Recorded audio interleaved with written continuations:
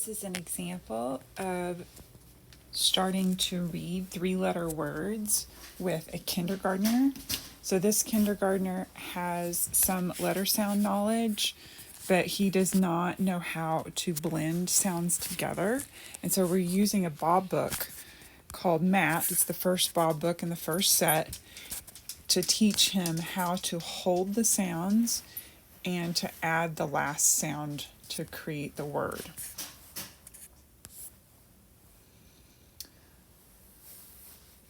Whenever we started reading, he's an active little boy, and so I told him, we're going to have a race, and we're going to see if you can say the word before I say the word.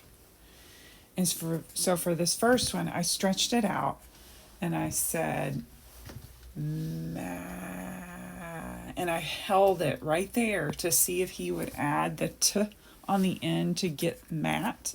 He didn't, but that's okay. We're demonstrating. So I just went ahead and added the t on the end. And then he's like, oh, Matt. And this is amongst a bunch of wiggling and being silly. And so now we're on this page. And so again, I stretched the word, hoping that at some point he'll actually say the word before I finish it.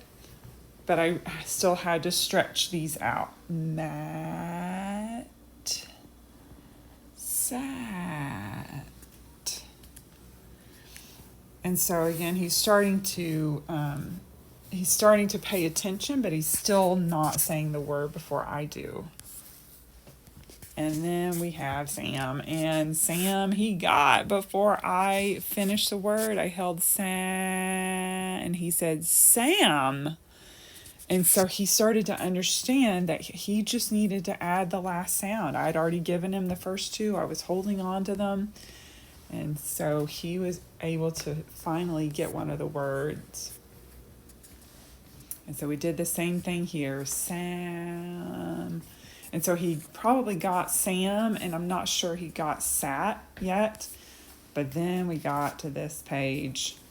And I started with he started getting the words before I said them. And then the last two, he definitely said them quickly before I even got close to saying the last sound.